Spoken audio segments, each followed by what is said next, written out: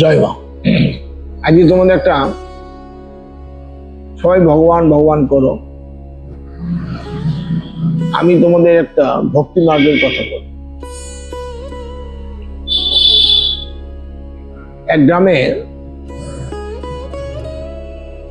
এক দুস্থ পরিবার বাস, কাঠুরিয়া। সেই কাঠ জঙ্গলে গিয়ে কাঠ সংগ্রহ করত, সংগ্রহ করে সেই কাঠ বিক্রি করে তার সংসার কোন রকমে চলত। এই কাঠুরিয়া অতি কষ্টে তার দিন যাপন করত, কিন্তু প্রতিদিন সে বাবা ভোলানাথের পুজো করত। যখনই সময় পেত তখনই চোখ বুজে ভগবান শিবকে ডাকত, ভগবান শিবের পুজো করত। কিন্তু কোনদিন কোনো কিছু চাইতো না। তার যে এত অভাব, এত যে কষ্ট,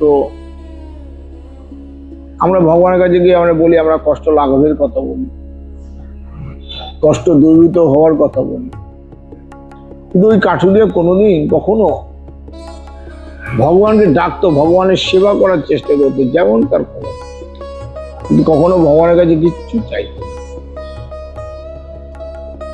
এত কঠোর পরিশ্রম করে তার সংসার। একদিন ভগবান শিব কি করলেন, তার উপর কৃপা করলেন যে এত বড় ভক্ত। কৃপা করে কি করলেন,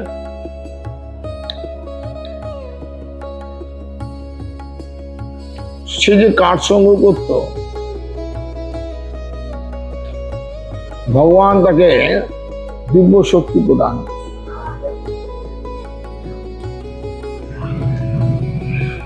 সে ওই কুঠা নিয়ে কাটতে রাখত, ভগবানের সেবা করত। একদিন ভগবান কৃপা করলেন, এক রাজা ওখান দিয়ে যাচ্ছিল। সেই রাজা ওই কাঠুরিয়াকে দেখে কাঠুরিয়ার মধ্যে একটা দিব্য শক্তি উপরে দিল এবং কাঠুরিয়াকে বললেন,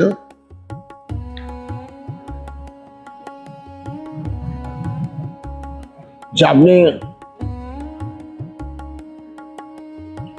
এত কষ্ট করেন, আপনি রাজবাড়িতে আসুন, আপনি আমাকে পরামর্শ দেবেন। রাজাকে পরামর্শ দেবে কাঠুরিয়া বল যে আমি কি পরামর্শ দেব?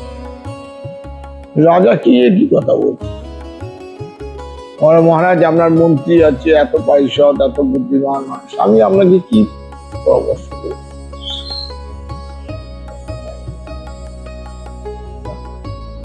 রাজার মন থেকে যেন কেউ বলছে ওকে তোর কাছে রাখ।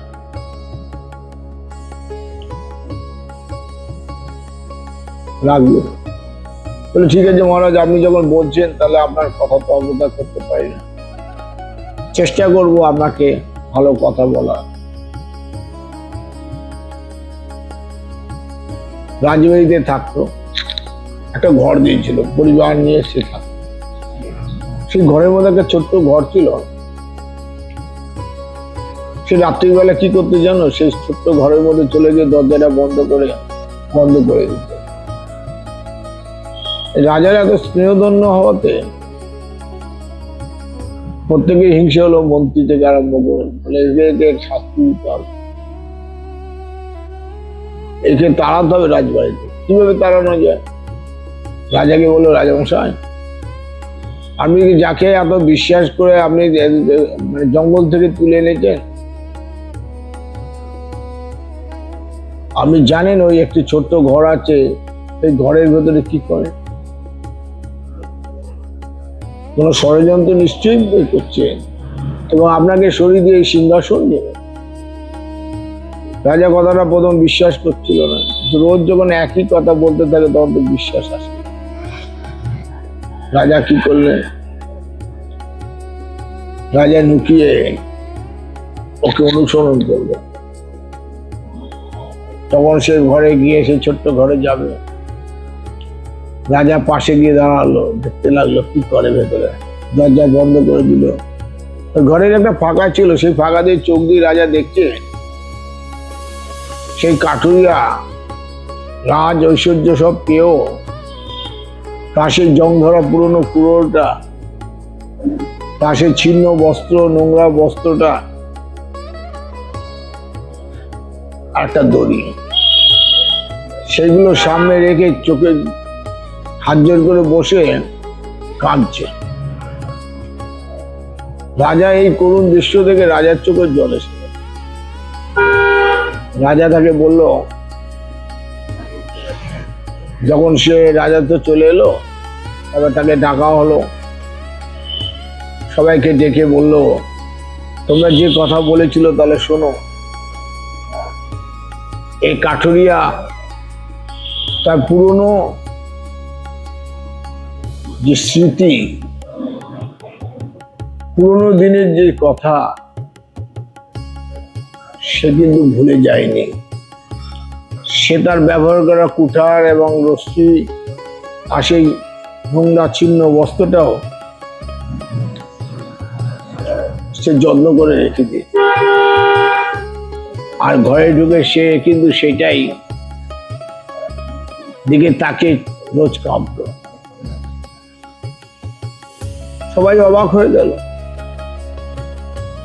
একদিন ওই সে কাঠিয়া রাজাকে বললো, রাজামশাই একটা কথা বলবো। বলে, বলো কি কথা বলবি? বলে, আমার এই রাজ ঐশ্বর্য সুখ আর ভালো লাগছে না, আমি আমার পূর্ব জায়গায় ফিরে যেতে। বলে, সে কি? বলে, হ্যাঁ, আমি অনুমতি দিন, আমি আমার জায়গায় ফিরে যাই। রাজা অনুমতি দিলেন।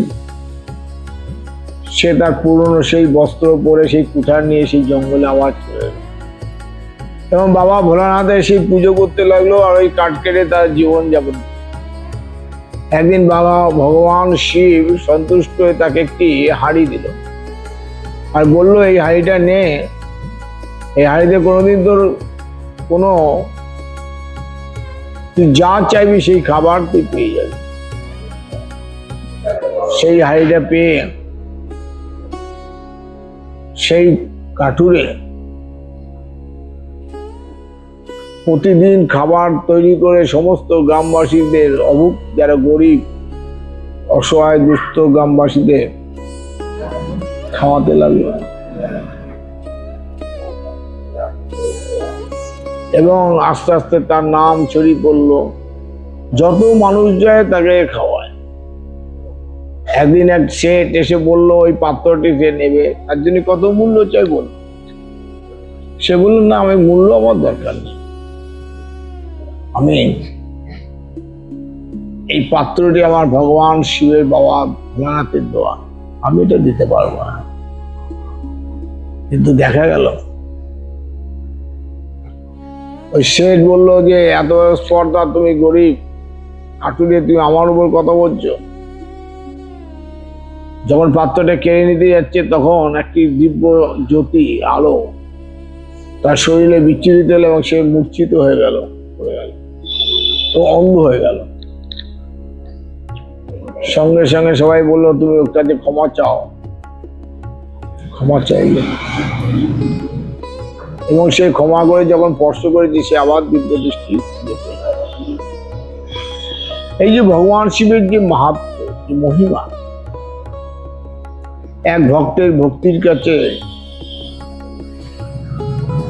সবকিছু ম্লান হয়ে যায় এবং সেই ভক্ত কাঠুরিয়া যখন দেহ রাখছে তখন ওই পাত্রটি সেই মন্দিরেই থেকে যায় এবং রাজা পরবর্তীকালে জানতে পেরে সেখানে সুন্দরভাবে শিবের বাবা ভোলানাথের মন্দির তৈরি করে দেয়। তাহলে বুঝতে বলে যে ভক্তির মাধ্যমে ভগবানকে পাওয়া যায়, কিন্তু ভগবান সবকিছু দেওয়া সত্ত্বেও সেই কেউ যদি অতীতকে ভুলে যায়, তার মধ্যে অভিমান চলে আসে। তাই সদা সর্বদা তুমি যে ভগবান যাই কিছু দিতে কেন ভালো, অভিমান কখনো আনতে নেই, অতীতকে সদা সর্বদাই মনে রাখতে হয়। তাহলে যে কখনো ভগবান তার প্রতি ক্ষুণ্ণ হন না, ভগবানের আশীর্বাদ, তার করুণা তার মস্তকে সর্বদাই বর্ষিত হতে থাকে। জয় মা, জয় ঠাকুর শ্রী রামকৃষ্ণ।